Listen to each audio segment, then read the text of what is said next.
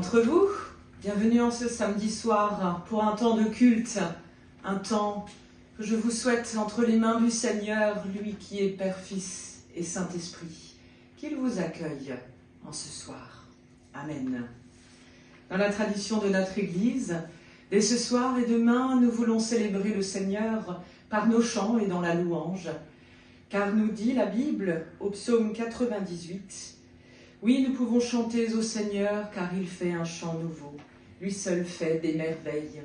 Cantate. » En ce week-end, dès ce soir et demain, nous voulons donner de nous par nos chants, envers le Seigneur et aussi envers toutes celles et ceux qui élèvent par leur chant, par la prière, mais aussi celles et ceux qui sont musiciens, organistes, et qui donnent aussi de leur temps à travers la prière. Ce soir, nous voulons aussi leur dire notre merci et notre action de grâce envers le Seigneur.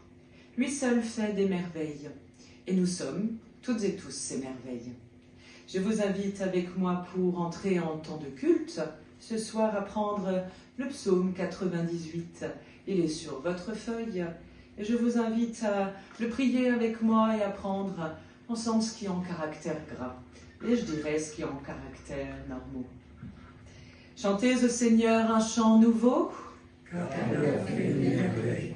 La délivrance nous a été donnée par sa main. Son amour nous a sauvés.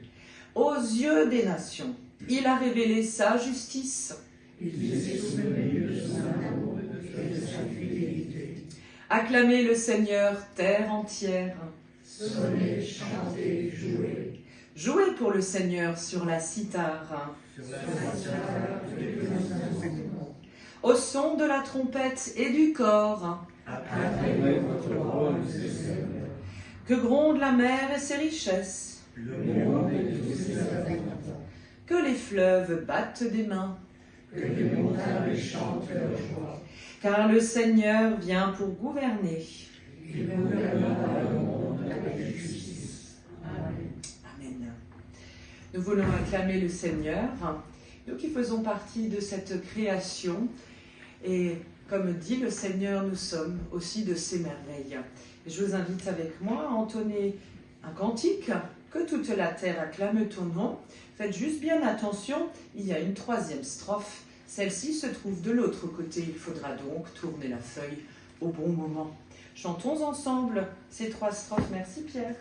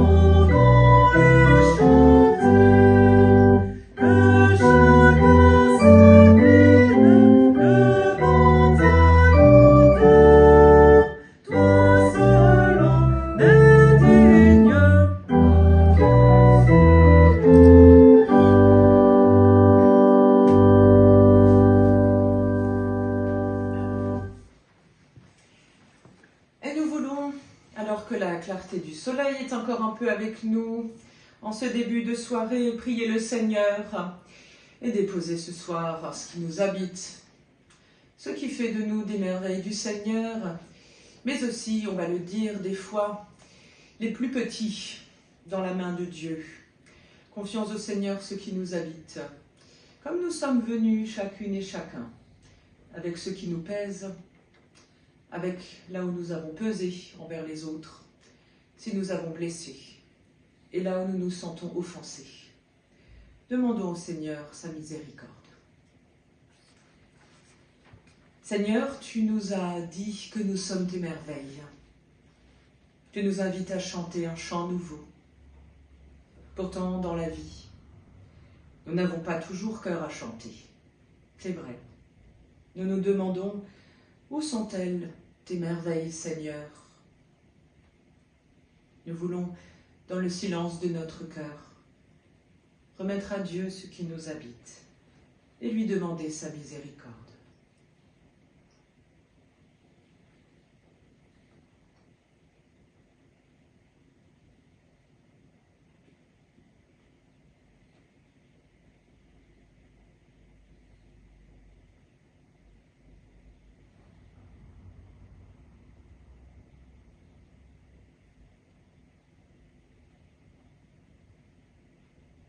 Seigneur, ouvre-nous à un souffle nouveau. Redonne-nous du souffle en ce soir, qu'il nous inspire la mélodie d'un chant nouveau pour nos vies et nous ouvre à tes merveilles. Seigneur Dieu Tout-Puissant, fais-nous miséricorde. Pardonne-nous là où nous ne nous pardonnons plus et conduis-nous à la vraie vie. Kyrie eleison. Amen. Et maintenant, c'est le moment d'oser relever la tête et de regarder, non pas le pasteur, la pasteur, mais de regarder au Seigneur, lui qui nous invite à être ses merveilles bienheureuses. Et il vous le dit, il vous pardonne, car il vous aime d'abord, envers et contre tout et envers et contre tous. Il vous aime d'abord et il vous donne toute sa grâce et tout son amour. Alors chantons au Seigneur un chant nouveau, avec les forces que le Seigneur nous accorde, comme elles sont données.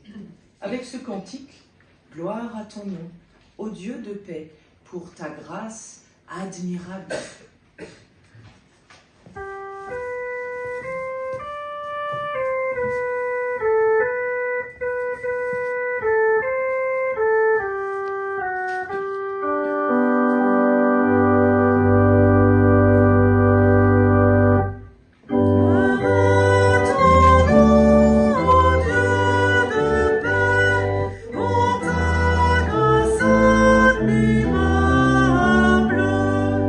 Toi qui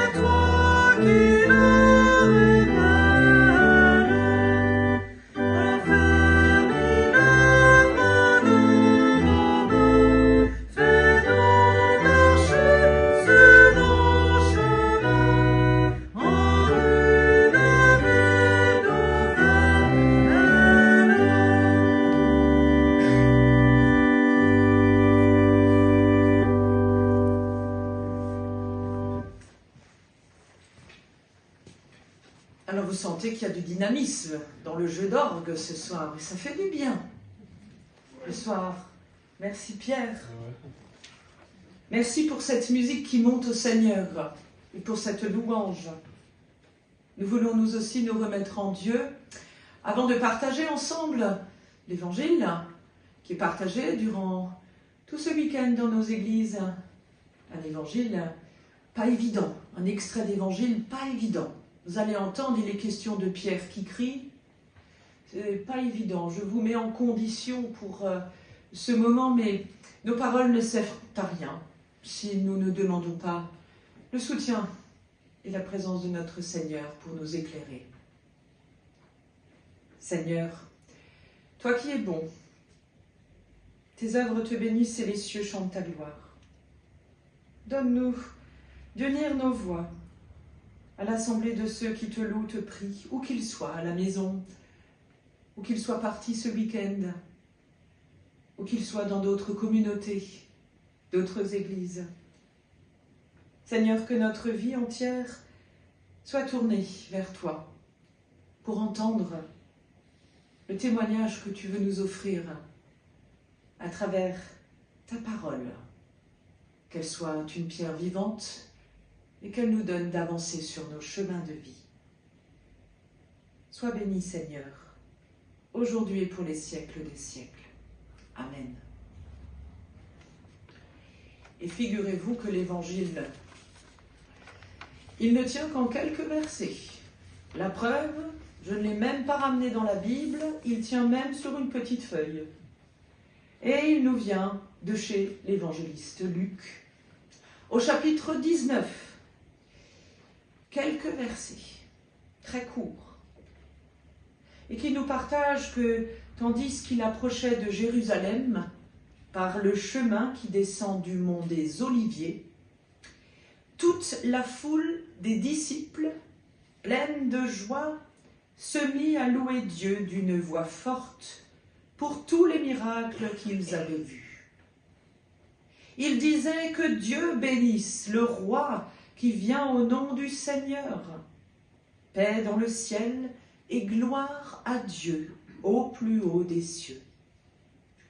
Quelques pharisiens qui se trouvaient dans la foule dirent à Jésus : « Maître, fais taire tes disciples. » Jésus répondit : « Je vous le déclare, s'ils se taisent, les pierres crieront. » Seigneur, ta parole est une lumière sur nos sentiers de vie. Qu'elle nous éclaire et qu'elle nous habite. Ainsi soit-il. Nous voulons méditer ces quelques versets peu évidents. On va les prémâcher, on va essayer un peu de les faire nôtres et de les digérer pour ce soir en entonnant un cantique qui nous unit par le Seigneur, venu toutes et tous de nos habitudes, de nos maisons, de notre semaine. C'est le Seigneur qui nous rassemble, c'est lui qui nous unit dans sa parole. C'est toi, Seigneur, qui nous unit. Il y a 3 strophes à chanter ensemble.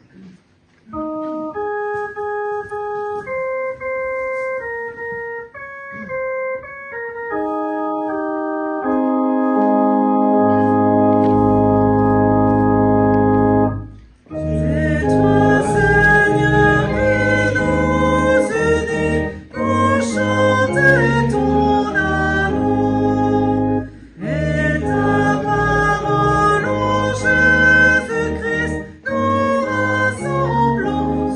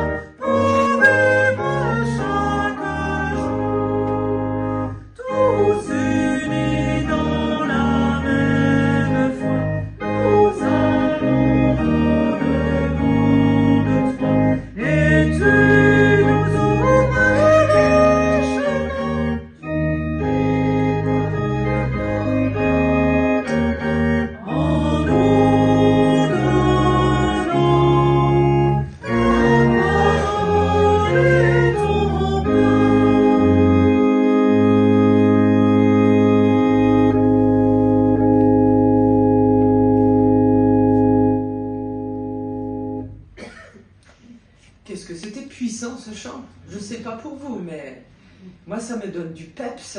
Ça fait du bien. Alors, je sais que c'est le soir. Enfin, presque. Bientôt.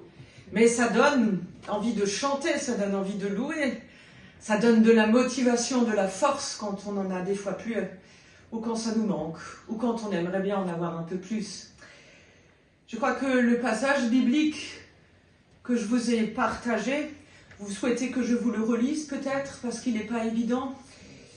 Parce que même à moi, franchement, au bout d'un moment, je me suis dit, cette histoire de Pierre, là, à part le prénom, des pierres qui crient, on a compris que c'est Jésus qui approche de Jérusalem par le chemin qui descend du mont des Oliviers. Et toute la foule des disciples est pleine de joie. Elle se met à louer Dieu d'une voix forte, un peu comme nous, pour tous les miracles qu'ils ont vécus et qu'ils ont vus. Et ils disent que Dieu bénisse le roi qui vient au nom du Seigneur. Paix dans le ciel, gloire à Dieu au plus haut des cieux. Et là, quelques pharisiens qui se trouvaient mélangés à la foule disent à Jésus, « Maître, fais taire tes disciples. » Et Jésus répond, « Je vous le déclare. S'ils se taisent, les pierres crieront. » Sœurs et frères en Christ, cet après-midi, je faisais de la débroussailleuse dans le jardin du presbytère à Wittesheim. Ma fille avait disséminé plein de cailloux, qui n'étaient pas censés être sur le chemin, mais elle les a mis là. Et puis je me suis dit, soit que le passage en force, j'y vais, bon, ça va casser la débroussailleuse, ou bien je m'arrête. Je pose l'appareil et je prends chacun des cailloux, petits ou grands, puis au milieu il y avait quelques escargots qui se baladaient, et je les déplace. Et je les remets à leur endroit sur leur chemin. Comme ça, moi, je pourrais continuer mon chemin et mon travail. Anecdote qui m'est venue en arrivant jusqu'à chez vous ce soir, mais je me dis qu'elle est tout à son propos. Parce que l'extrait de l'évangile que je vous ai partagé chez Luc nous rappelle qu'il n'y a pas si longtemps que cela, Jésus faisait son entrée triomphale à Jérusalem. Vous vous souvenez, c'était il n'y a pas si longtemps que ça, hein, la semaine de Pâques. Ça vous dit quelque chose, les rameaux? Ouais. Accueilli en liesse sur un chemin dégagé, avec la joie, avec des gens qui louent Dieu d'une voix forte. Et sur le chemin, point de cailloux.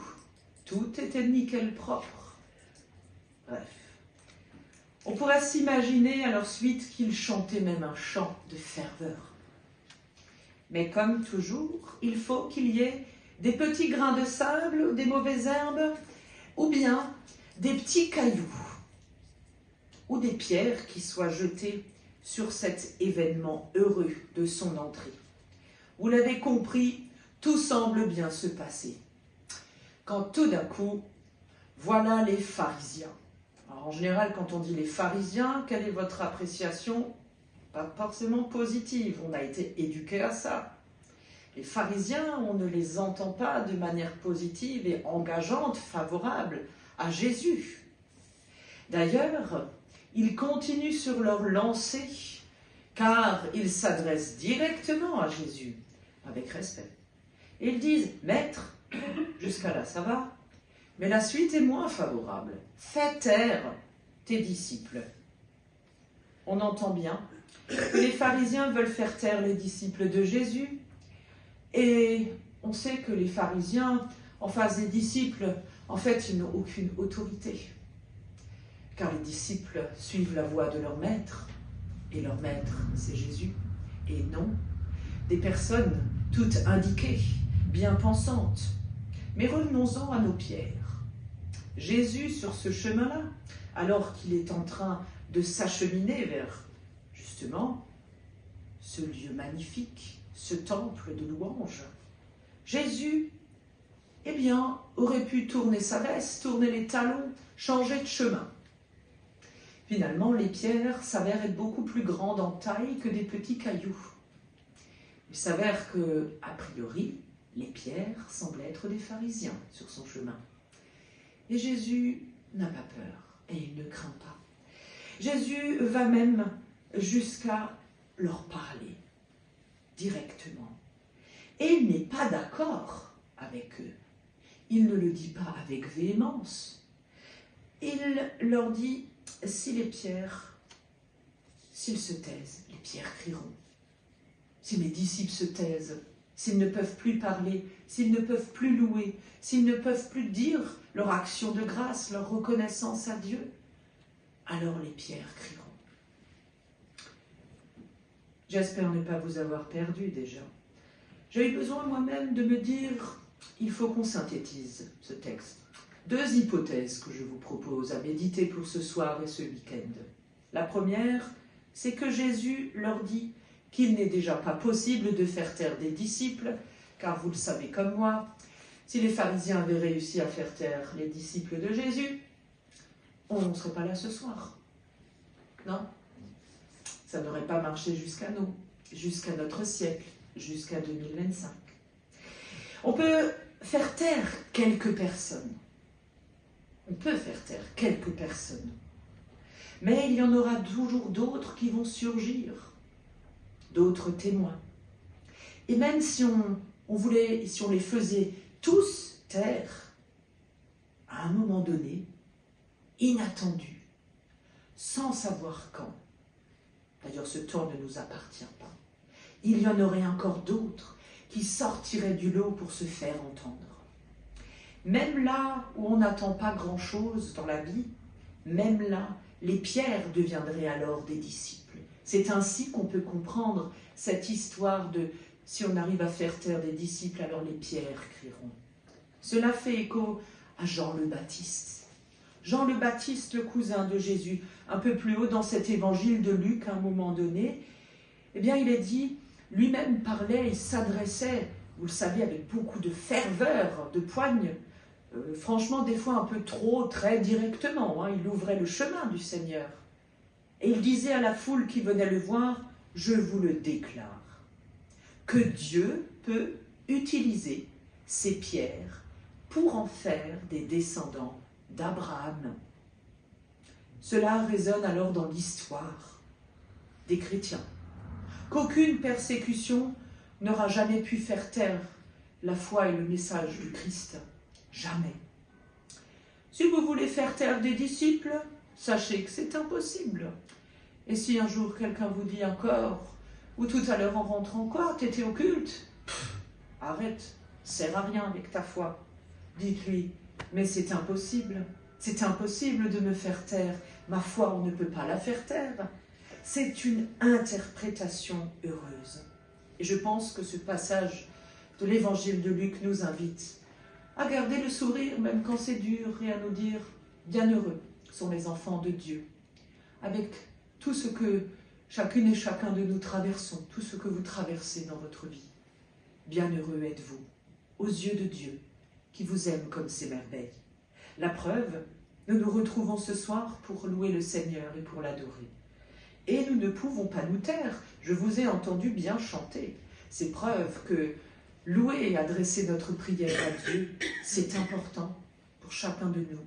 Et c'est bon pour la vie, c'est une bonne nouvelle. La deuxième explication, deuxième hypothèse de cette histoire des pierres qui crient.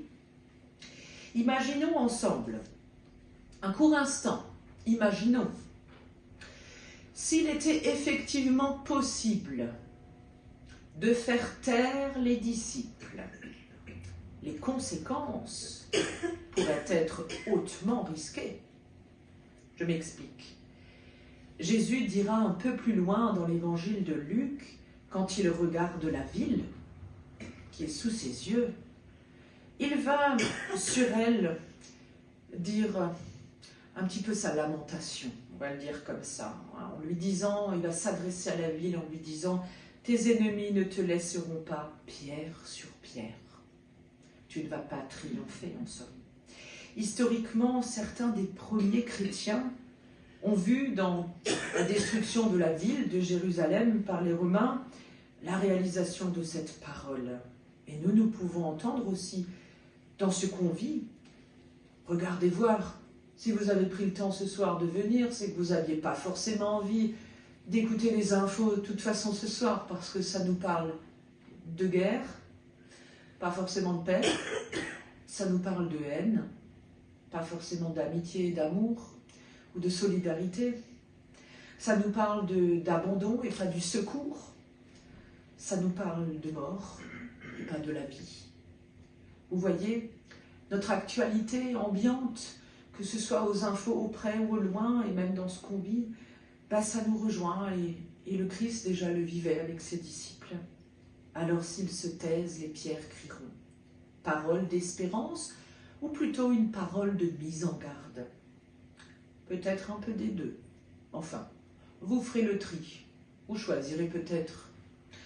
C'est complexe, c'est mêlé, on va dire, dans nos vies, dans nos vécus, dans nos expériences, dans nos actualités d'hommes et de femmes, dans ce monde qui nous semble être de moins en moins sûr, rassurant et confiant.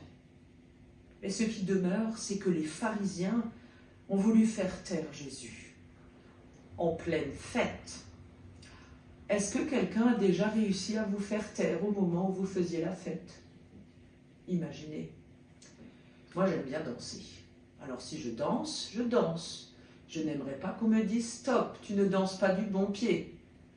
Imaginez si vous discutez avec un ami, une amie, au repas, pleine conversation, intéressante, importante pour vous, et que quelqu'un d'autre arrive et vous dit « Hé, stop, stop ». Est-ce que vous vous laisseriez faire? Ben non, je pense pas. Car nous sommes, et vous êtes des pierres vivantes. Des pierres vivantes. C'est pour cela que Jésus a dit, mais s'ils se taisent, les pierres crieront quand même. Des pierres vivantes qui sont appelées à vivre, à partager la foi. Et j'aime bien le dire parce que c'est ce week-end quand même, cantate, faire la fête. Et c'est ce qu'on fait aussi en musique. Faire la fête en église, ce n'est pas faire n'importe quoi, mais c'est reconnaître à Dieu, et l'honorer par notre prière et aussi notre action de grâce. Si on fait taire l'évangile, c'est le désespoir qui nous menace.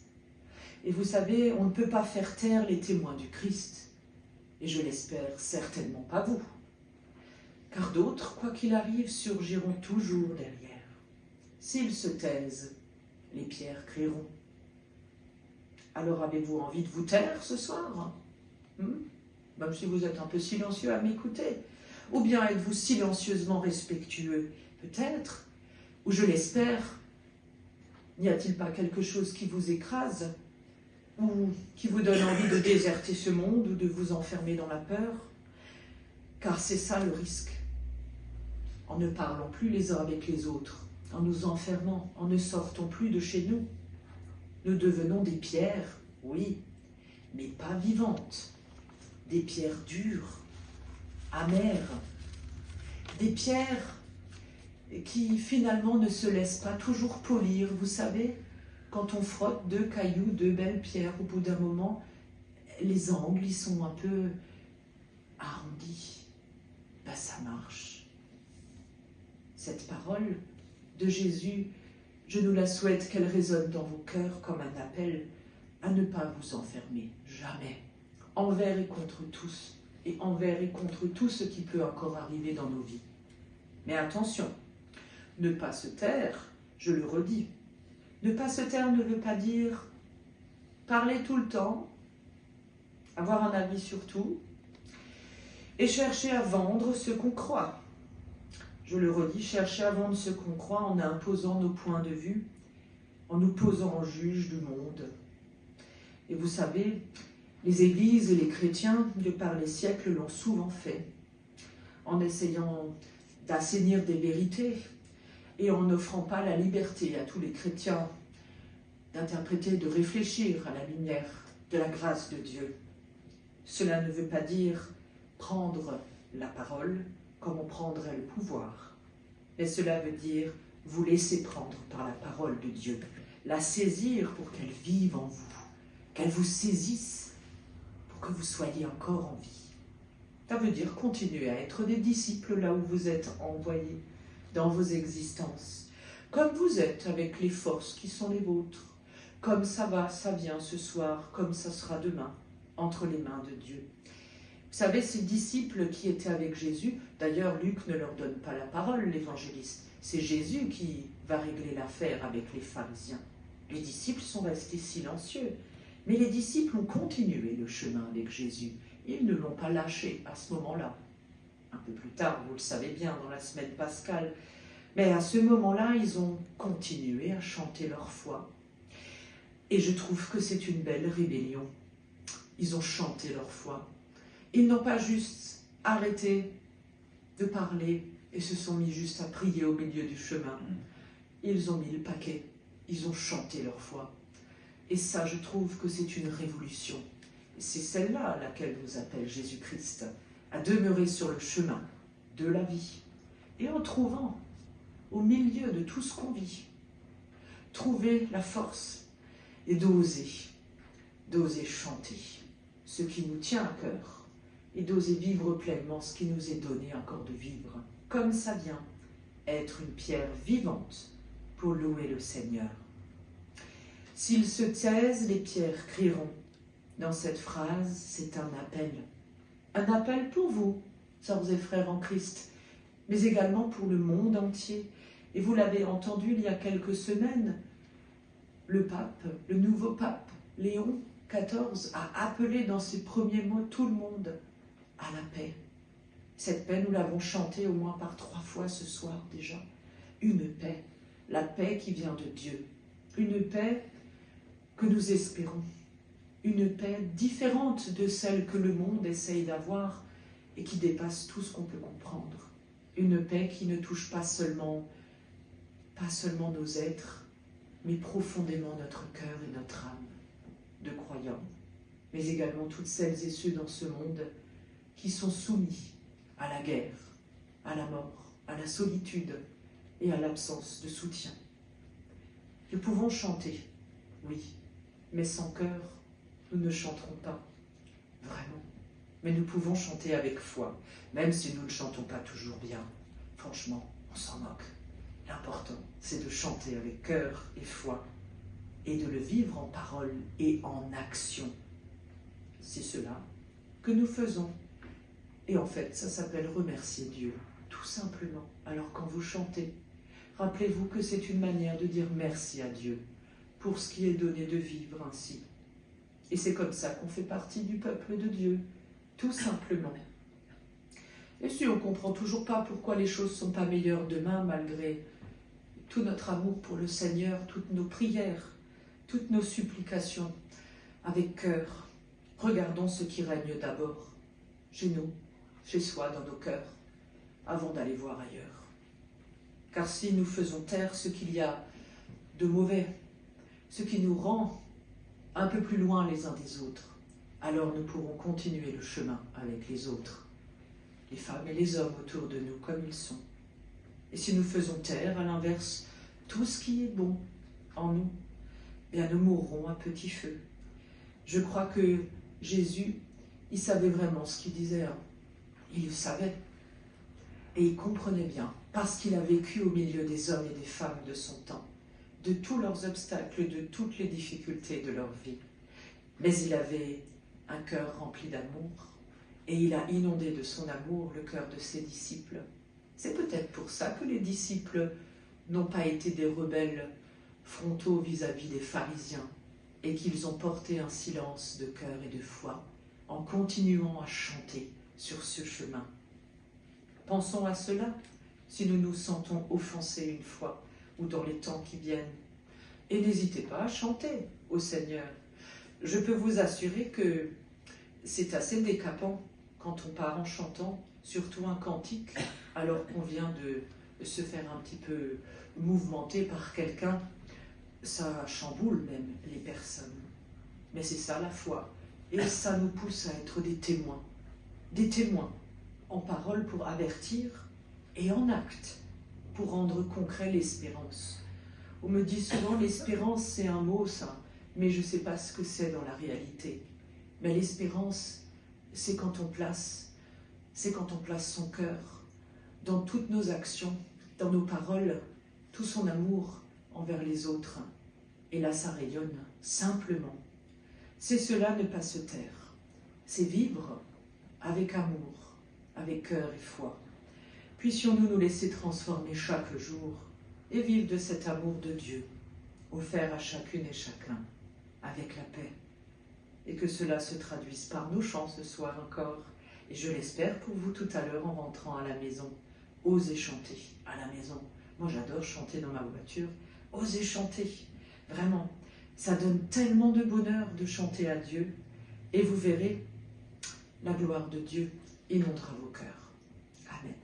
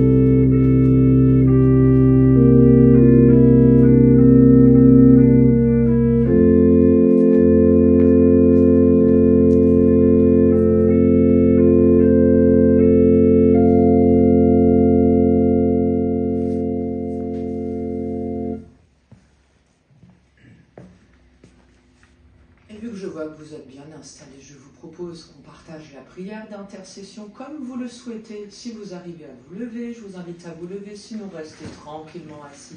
Aucun problème. Et ce soir, nous voulons tout confier dans la prière. Nous-mêmes, nos familles au près et au loin. Celles et ceux que nous avons peut-être contactés cette semaine ou repris contact. Celles et ceux pour qui nous avons écrit une carte. Celles et ceux qui sont endeuillés. Celles et ceux que nous n'avons pas vus depuis longtemps. Pensez et remettre dans la prière aussi la pasteur Monique Giselbrecht, mais également la pasteur Christelle Mullard, le pasteur Jérôme Bauer, tous les célébrants d'église, tous les musiciens d'église qui par leur prière leur service musical, donnent aussi de leur cœur et de leur foi. Seigneur, nous voulons nous en remettre ce soir, à l'heure où ton Église invite à te chanter de manière nouvelle, te remettre nos cœurs, nos voix, notre foi, te l'adresser pleinement et simplement, te rendre grâce pour toutes celles et ceux qui se donnent dans leur communauté, dans leur paroisse, celles et ceux qui font œuvre de silence ce soir dans leur maison, parce qu'ils n'ont plus de voix, parce que c'est dur dans leur vie. Seigneur, donne-leur de la voix et la force qui vient de toi. Nous te rendons grâce, Seigneur, pour toutes celles et ceux qui donnent de leur voix dans la vie, qui s'opposent, qui sont rebelles, celles et ceux qui ont la force et le sourire parce qu'ils espèrent que demain vaut la peine d'être vécu. Nous te les remettons, ces hommes et ces femmes, les adultes et les jeunes, les petits, tes petits, tous les enfants de Dieu. Nous te rendons grâce, Seigneur, pour toutes celles et ceux qui, malgré les épreuves de la vie, n'ont pas perdu leur voix et t'accordent leur foi. Dans le silence, nous te confions tout ce qui nous tient vraiment à cœur particulièrement.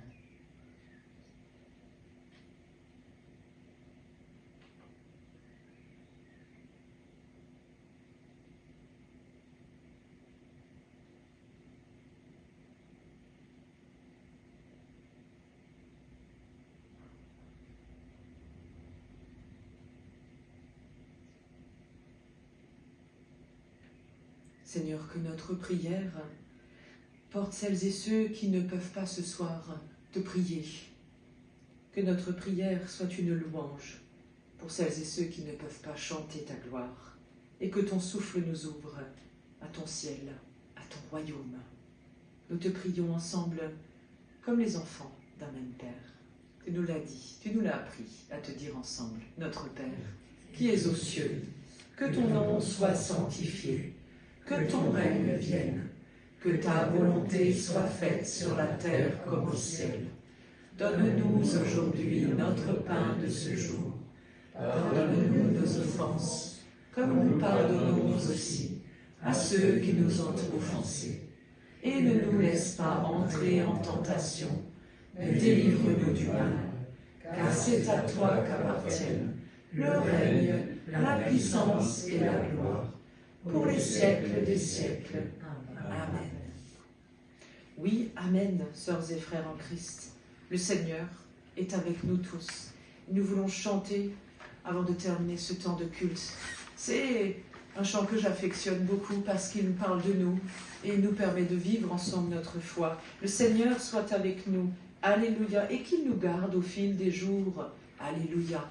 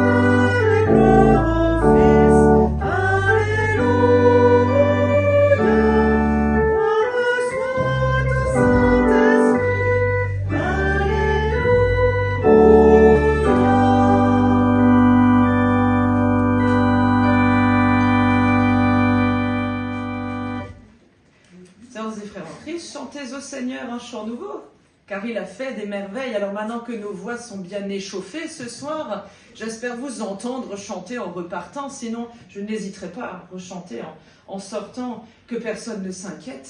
C'est bon pour la vie. Alors repartez avec tout l'amour, toute la grâce de notre Seigneur et pour tout le reste. N'ayez pas peur. Le Seigneur est avec vous.